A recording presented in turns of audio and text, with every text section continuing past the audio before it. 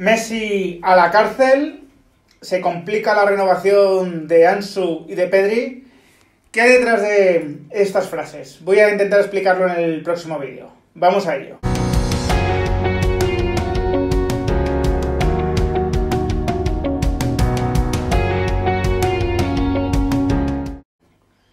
Muy buenas a todos, ¿qué tal? Bueno, comienzo un poco enigmático, sobre todo para aquellos que no terminan de entender estas cosas que estuve explicando durante todo el verano, pero no os preocupéis que voy a volver a hacer una explicación para todos, para aquellos que lo entendisteis, para aquellos que no lo entendisteis y también para aquellos que no lo queréis entender, porque no lo queréis entender y bueno, y me lo recordáis cada 2x3 por Twitter o incluso también por dejando comentarios en el canal, ¿no? Para todos ellos, una nueva explicación de lo que fue el verano, porque creo que es importante. Antes de nada, muchas gracias por todas las felicitaciones por ese año que ha cumplido el canal, deseando estar muchos más años con vosotros, deseando que cada vez seáis más suscriptores dentro del canal, cada vez crezca más la comunidad. Aquí os espero a todos, ¿no? Encantado de la vida. Messi va a la cárcel. Esa frase, la verdad que se hizo famosa durante el verano y digamos que tuvo su origen en mi participación en el Chiringuito, la madrugada del 1 de julio, cuando comento la situación de la renovación de Messi, digo que lo veo prácticamente imposible y una de las frases que suelto es que Messi podría ir a la cárcel. Pero, lógicamente, todo esto dentro de un contexto que, insisto, el que lo quiso entender lo entendió tranquilamente, ¿no? Yo nunca dije que Messi fuese a ir a la cárcel. Precisamente, la explicación que yo daba es que Messi iba a asegurarse él mismo y sus abogados el no poder ir a la cárcel, ¿no? Esa era una de mis tesis. De hecho, era una de las explicaciones de por qué veía muy difícil la renovación.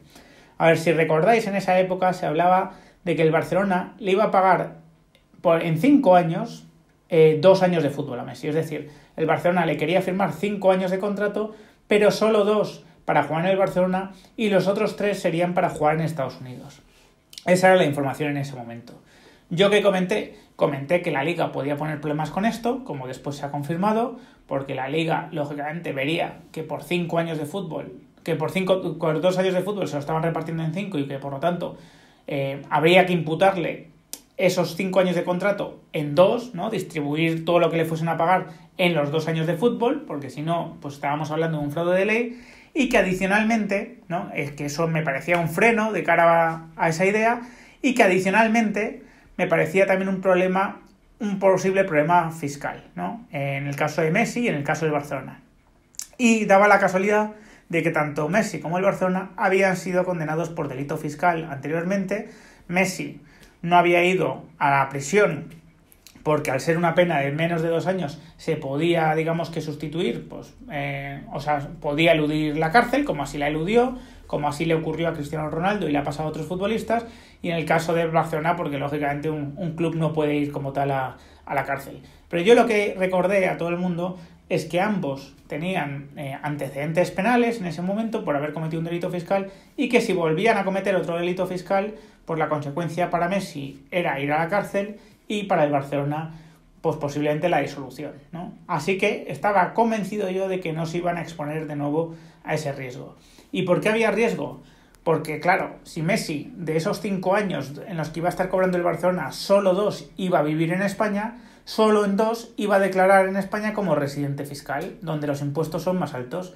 Los 3 siguientes, digamos que Hacienda no tenía derecho a cobrar mucho menos impuestos porque Messi sería no residente. Entonces, por esos 3 años donde Messi seguiría cobrando, pero ya siendo no residente, pero debiéndose esos cobros a sus 2 años como futbolista, yo veía que podía haber un riesgo fiscal. Y estaba seguro de que Messi, junto con sus abogados, iban a estudiarse muy bien eso para asegurarse de no cometer ninguna equivocación al respecto. Por eso dije que si se hacía eso y si Hacienda entendía que eso era un delito fiscal, Messi podía ir a la cárcel, pero posteriormente explicaba que estaba convencido de que Messi no cometería ese error, que Messi estudiaría muy bien el tema y sería muy prudente, ¿no? Pero vamos, que el tema era ese, básicamente, que por 5 años de fútbol se lo iban a pagar en 2, o sea, que por 2 años de fútbol se lo iban a pagar en 5, que a veces me lío explicándolo, y que Hacienda, lógicamente, igual que todos estábamos viendo esa jugada que planificaba el Barcelona, pues que Hacienda también la podía ver, y eso le podía acarrear problemas.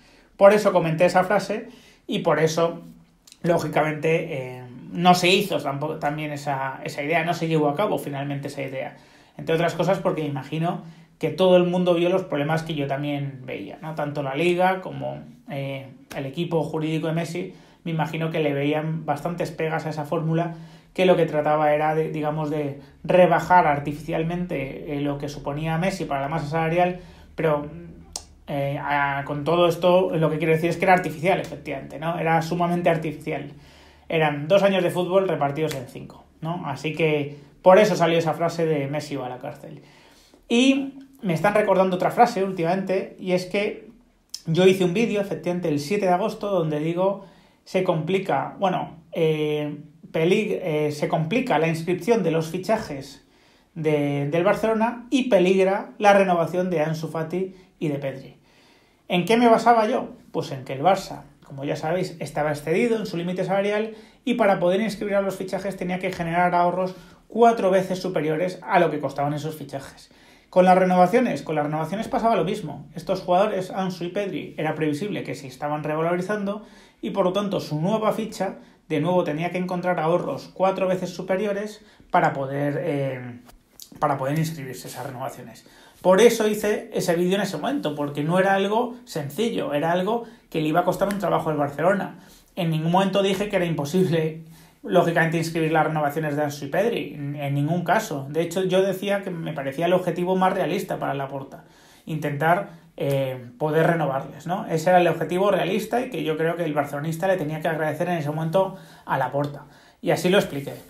¿Qué ocurrió después? Pues ocurrió que de los fichajes que había, Emerson finalmente fue vendido, que también lo comenté en algún vídeo, que veía muy probable la venta de Emerson, y ocurrió que para poder inscribir de momento la renovación de Pedri, ha hecho falta que salga Messi, efectivamente, del equipo, que salga Griezmann, que salga Pjanic, que vender a Emerson, vender a Ilaix, y que se hayan rebajado el salario Piqué, Busquets y Jordi Alba.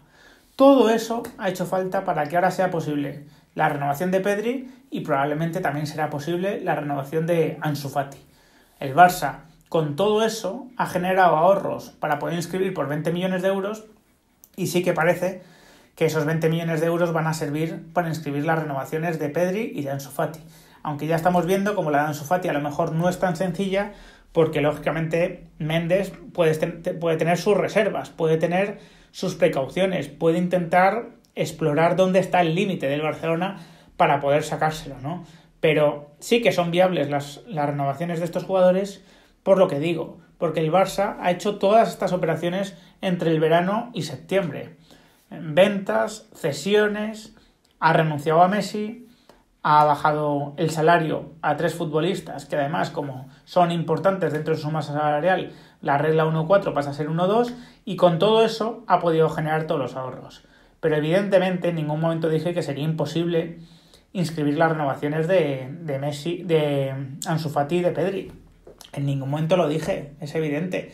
De hecho, el título que me sacan muchas veces los haters en Twitter es peligran las renovaciones. Cuando digo peligran, no digo imposibles, no digo prácticamente imposibles, digo peligran, porque ha hecho falta muchos esfuerzos, han hecho falta muchos sacrificios, han hecho falta muchas negociaciones para poder alcanzar ese punto. Por eso decía que peligraban. Y sinceramente, una reflexión final que quería dejar. Todos estos que dicen que acerté lo de Messi de casualidad o que me estoy equivocando en todo lo demás, que se pregunten una cosa. El Barcelona que vendía la prensa catalana en junio, por ejemplo, incluso en julio, y el Barça que vendía yo en esa época, el Barça que yo anunciaba que podía ser en esa época, ¿cuál se parece más al Barça actual? El Barça que podía fichar a Haaland, que renovaba a Messi, que seguía con Griezmann, el Barça que podía ir a por Neymar, que podía ir a por Lautaro, ¿ese Barça se parece más al actual o se parece más al Barça actual el Barça que yo dije? Un Barça que probablemente no podría seguir con Messi. Un Barça que tendría que sacar a Griezmann como fuese. Que probablemente no podría inscribir a todos los fichajes. Emerson vendido. Y que tendría como objetivo fundamental dar salida a los jóvenes, salida en el campo, quiero decir, darles minutos y renovar a sus jóvenes estrellas, Ansu Fati, Pedri, etc. ¿A cuál se parece más el Barça actual? ¿Al mío o al que nos vendían? Yo creo que la respuesta está clara, sinceramente. Así que, sin más, os dejo, espero vuestros comentarios. Si os ha gustado el vídeo, dejadle un like y compartirlo y suscribiros al canal los que no estáis. Un fuerte abrazo.